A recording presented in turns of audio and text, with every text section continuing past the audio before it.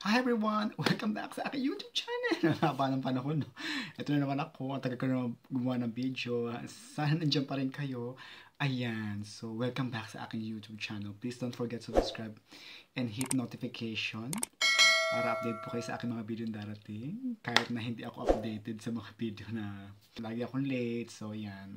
Lagi nang, ewan ko ba? Lagi kasi akong busy. So, well, please, sana dyan pa rin kayo. Okay? So, for today's video, ang dami po kasi nagtatanong sa akin, ang dami nag-message sa akin, ang dami nagko-comments, ano yung pinaka-the best na mga pangpaputi ng mukha at rejuvenating set na ginamit ko. Okay, well, to be honest with you guys, lahat naman ng rejuvenating set na ginamit ko is very very effective sa akin. Okay? That's effective sa skin ko.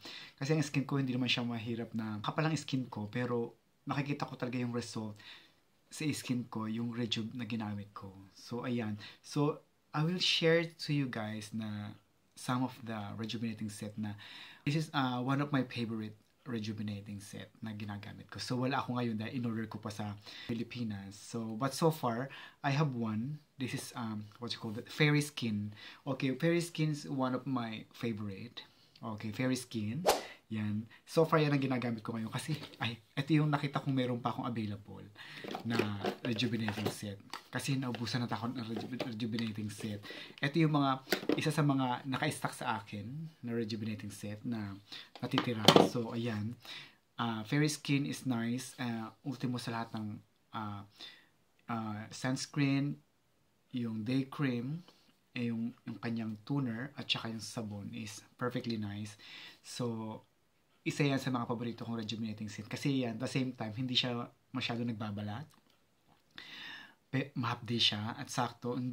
Actually, very mild, pero effective sa skin ko. Yan, isa yan sa pinakamagandang rejuvenating set na ma-share ko sa inyo.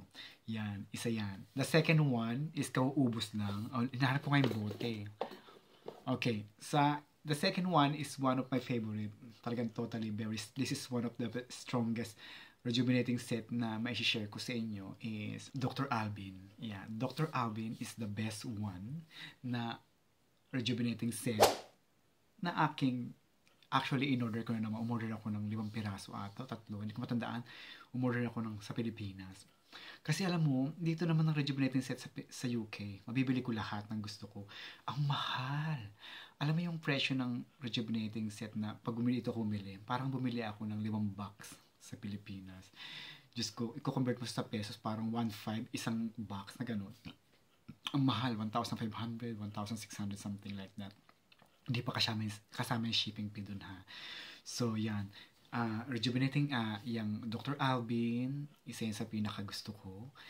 Actually, one of the best favorite na rejuvenate, Dr. Alban. So, yan. Share ko sa inyo. Maganda yan. Very strong nga lang. Hindi ko yan marirecommenda sa mga very, very sensitive skin.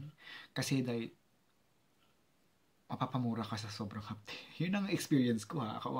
This is my base of my experience. Okay, so binibase ko yung aking experience. Sinasabi ko sa inyo yung aking experience. So, hindi ko yan sinashare sa inyo para hindi kayo gumamit. So, sinashare ko yan para magkaroon kayo ng idea kung paano yan naging resulta sa skin ko. Okay? Kung ang Fairy Skin is mild, ito naman is very, very, very strong. Itong Dr. Alban. So, yan yung mga nagtatanong. At isa pa sa pinakamagandang nagamit ko is si Madam Kilay. Yung Madam Kilay na rejuvenating set ng green. Pamoro. Yan, one of the best. Isa sa mga gusto ko rin rejuvenating set yan. Perfectly nice. So, isa yan sa mga paborito ko. At quite strong siya, ha. Medyo strong siya. Kung yung Fairy Skin's mild, yung Dr. Alban is very strong. Ito naman is medium. Hindi sobrang tapang, hindi sobrang mild. So, medium siya. So, nagbabalat-balat siya, medyo kikirot-kirot ng konti, pero hindi siya ganun totally na kagaya ng Dr. Alban. So, yan, masishare ko sa inyo tatlo.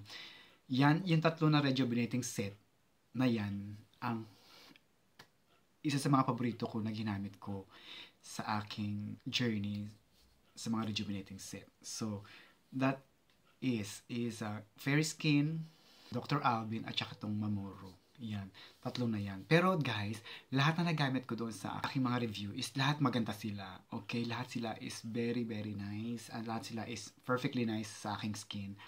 So, okay sila lahat sa akin. Lahat, wala akong masabi. Lahat yan magaganda. So, up to you.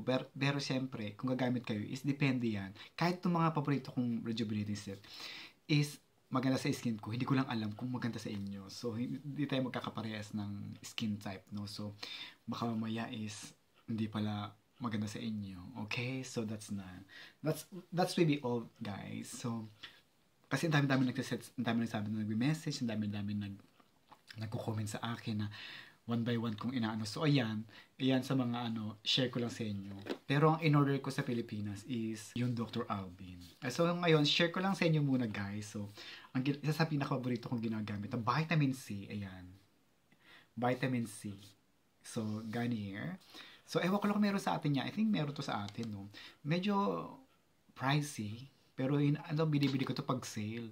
Pag sale to, medyo mahal pa din eh. So, ayan ang ginagamit ko. This is Vitamin C Daily UV. This is invisible. Kaya isa sa mga binili ko, kaya this is SPF 50. So, may mga, actually tatlo to eh. Tatlo tong, ito ang binili ko, invisible. Pero meron to parang beige, parang it depends sa skin type mo. Meron siya. Na para siyang foundation. I'm not sure. Pero ito kasi yan, nagamit ko siya. Maganda to dye kasi nakakaputi siya ng balat. Kasi di ba pag vitamin C, nakaka-white skin. So, ayan, vitamin C. Itong ginagamit ko sa ngayon. Kasi nandito na, meron na siyang SPF, may vitamin C.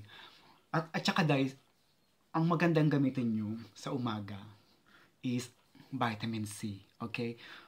Ang vitamin C is maganda sa balat, especially kung mga may edad na tayo. Kagaya niya, may mga edad-edad na, di ba? Ang balat natin hindi na talaga healthy. So, kailangan na natin ng more vitamin C. Kaya masyadong ma-expose sa sun at pipiliin nyo lagi yung mataas na SPF. 50 pataas is much better, no? So, yan. Tapos, ang gagamitin nyo sa gabi, ang ginagamit ko na sa gabi is yung Cetaphil na moisturizer. Yan, ang ginagamit ko. Yung pala yun. Dati kasi hindi ko alam. Basta nilalagay ko sa umaga. Kaya ba napapansin ko, pag nilagay ako ng Cetaphil moisturizer sa umaga, para siyang, what you call, parang nagbubuo-buo. Sabi kong gano'n. So, ngayon, ang ginagamit ko na ngayon, ang ganda sa skin, is vitamin C sa umaga at moisturizer sa gabi. At saka, nihilamos ako ng muka is very, very cold water. Very cold water, dahil. So, as much as possible, dahil, maglagay kayo ng mga vitamin C. Hindi ako nag-recommend na ibang brand, pero as much as possible, maglagay kayo ng mga vitamin C sa mukha. Vitamin C like this, any brand, and moisturizer sa gabi, any brand as well. So, that's really all. So, ayan na. So, na-share ko lang sa inyo, pahabol na kasi medyo nalilate na ako, hindi na ako habol ng mga video. And anyway, guys, hindi na mahaba buhok ko, napagupit na ako, ayan.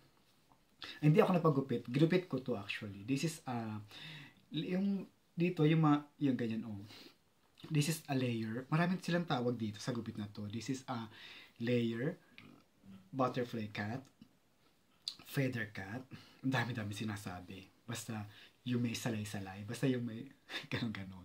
Yung ginipitan ko na, ayoko na lang mahaba. Parang nahihirapan na ako mag-shampoo, mahihirapan na ako mag-suklay. Tsaka ang lakas maglagas dito. Especially pag walang vitamin, walang araw sa bansa. For example, sa UK kasi, madalang magka-araw. So, may summer, so vitamin D. Kailangan kasi ng vitamin D, di ba? So, pag walang vitamin D, especially in winter, ang lakas maglagas ng buhok. Kaya I decided na mag-cut na ng buhok. Yeah. So, thank you guys. So, please, thank you for watching. At please, sana po wala. So, sana po naintindihan po ninyo ang aking mga shinare. Ayan, so share ko lang sa inyo. At okay, papasok na sa trabaho. Thank you guys. Thank you for watching. Please don't forget to subscribe and hit notification bell para update po kayo sa aking mga video darating. See you soon. Thank you. Bye.